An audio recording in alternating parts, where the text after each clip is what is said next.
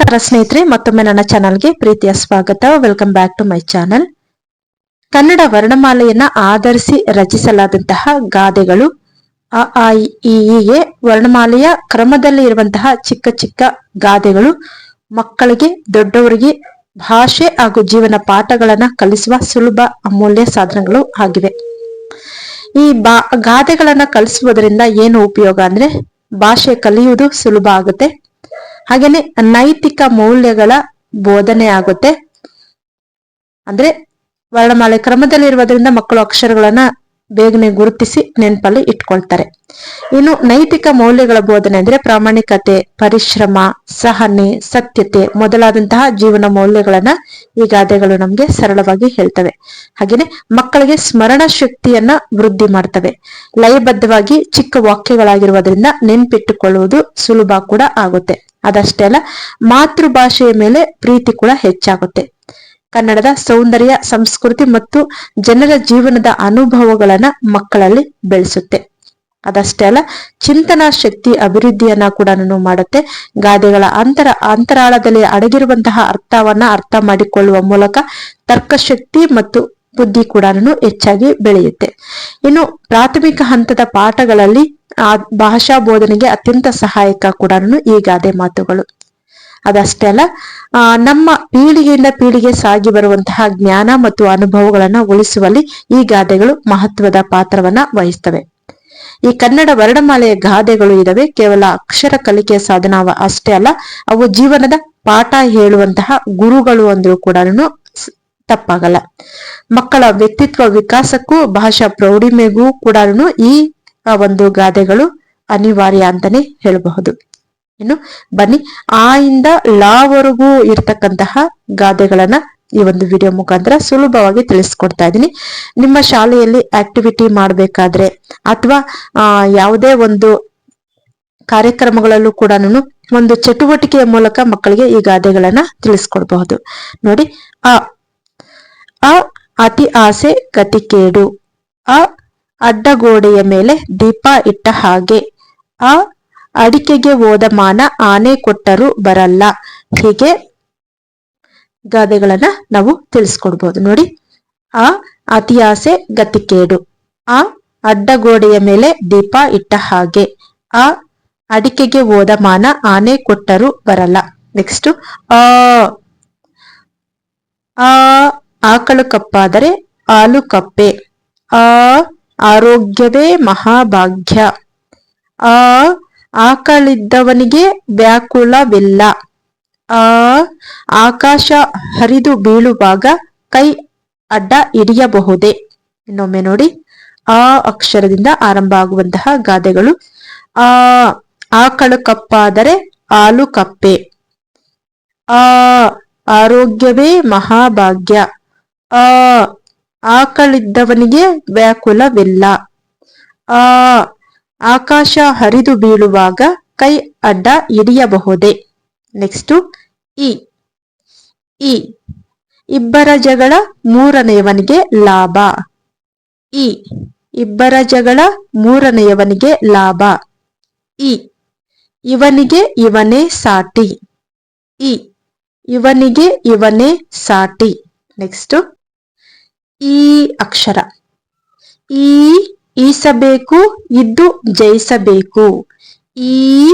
ಈಸಬೇಕು ಇದ್ದು ಜಯಿಸಬೇಕು.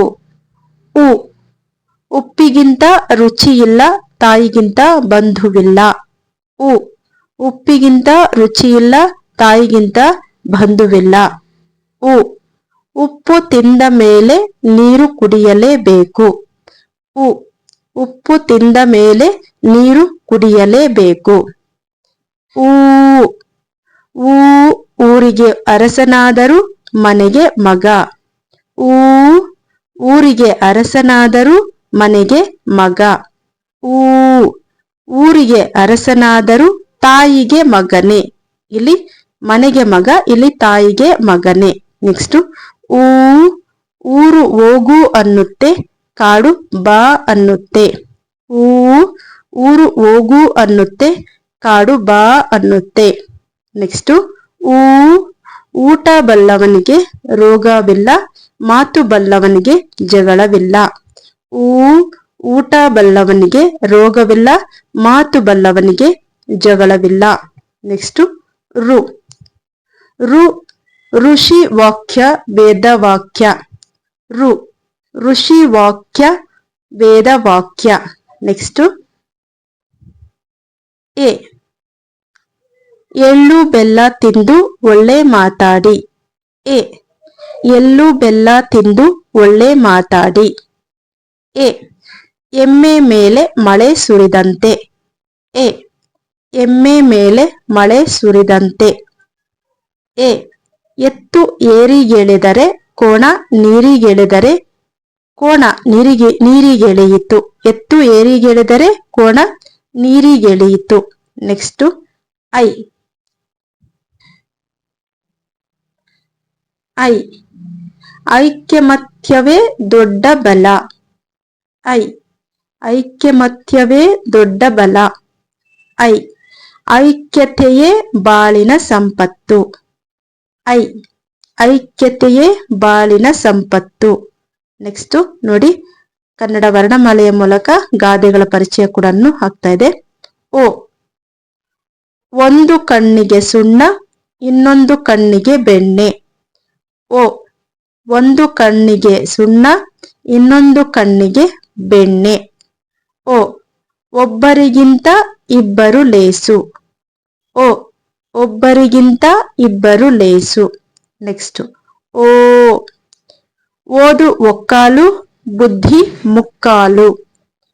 ಓ ಓದು ಒಕ್ಕಾಲು, ಬುದ್ಧಿ ಮುಕ್ಕಾಲು. ಓ ಓದಿದವನಲ್ಲ ಓಡಿಸಿದವನು. ಓ ಓದಿದವನಲ್ಲ ಓಡಿಸಿದವನು. ಓ ಓಣಿಯೊಳಗೆ ಓದವನು ಒಂಟಿ ಕಪ್ಪೆ ಆದ. ಓ ಓಣಿಯೊಳಗೆ ಓದವನು ಒಂಟಿ ಕಪ್ಪೆ ಆದ. ನೆಕ್ಸ್ಟ್ ಗಾದೆ ಅಕ್ಷರಗಳ ಮೂಲಕ. ಔ ಔ ಔಷಧ ಎಲ್ಲದಕ್ಕೂ ಮದ್ದಲ್ಲ. ಔ ಔಷಧ ಎಲ್ಲದಕ್ಕೂ ಮದ್ದಲ್ಲ. ಔ ಔದಾರ್ಯ ಇದ್ದವನಿಗೆ ಐಶ್ವರ್ಯ ಕೊರತೆ ಇಲ್ಲ. ಔ ಔದಾರ್ಯ ಇದ್ದವನಿಗೆ ಐಶ್ವರ್ಯ ಕೊರತೆ ಇಲ್ಲ. ಔ ಔದಾರ್ಯದಿಂದ ಮಾಡಿದ ಕಾರ್ಯ ದೇವರಿಗೂ ಮೆಚ್ಚುಗೆ. ಔ ಔದಾರ್ಯದಿಂದ ಮಾಡಿದ ಕಾರ್ಯ ದೇವರಿಗೂ ಮೆಚ್ಚುಗೆ. ಔ ಔಷಧಿ ಸಿಹಿಯಾದರೂ ರೋಗಿಗೆ ಕಹಿ. ಔ ಔಷಧಿ ಸಿಹಿಯಾದರೂ ರೋಗಿಗೆ ಕಹಿ. ಅಂ ಅಂಗೈ ಉಣ್ಣಿಗೆ ಕನ್ನಡಿ ಬೇಕೆ. ಅಂ ಅಂಗೈ ಉಣ್ಣಿಗೆ ಕನ್ನಡಿ ಬೇಕೆ. ಅಂ ಅಂಬಿಗನ ಕೈಯಲ್ಲಿ ದೋಣಿ ಸುರಕ್ಷಿತ. ಅಂ ಅಂಬಿಗನ ಕೈಯಲ್ಲಿ ದೋಣಿ ಸುರಕ್ಷಿತ. ಅಂ ಅಂಗೈಯಲ್ಲಿ ಬೆಣ್ಣೆ ಇಟ್ಟುಕೊಂಡು ತುಪ್ಪಕ್ಕೆ ಹುಡುಕಿದರಂತೆ. ಅಂ ಅಂಗೈಯಲ್ಲಿ ಬೆಣ್ಣೆ ಇಟ್ಟುಕೊಂಡು ತುಪ್ಪಕ್ಕೆ ಹುಡುಕಿದರಂತೆ. ಇದು ಆ ಇಂದ ಅಹಾವರೆಗಿನ ಅಕ್ಷರಗಳು ಮತ್ತು ಗಾದೆಗಳನ್ನ ನೋಡಿದ್ವಿ.